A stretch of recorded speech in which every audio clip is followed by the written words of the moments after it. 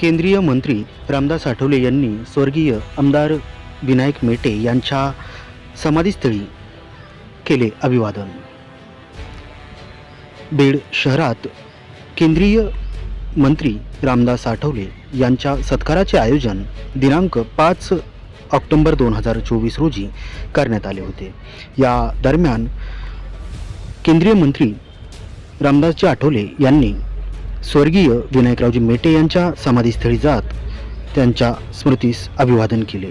यावेळी त्यांच्या समवेत पदाधिकारी कार्यकर्ते उपस्थित होते। यावेळी त्यांनी त्यांची प्रतिक्रियाही नोंदवली आहे। ऐकूयात त्यांच्या शब्दात।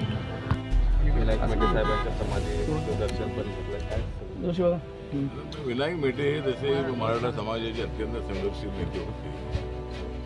मराठा आरक्षणासाठी त्यांचा लढा हा अत्यंत मराठा समाजाला जागृत करणार होता। गेली अनेक वर्ष ते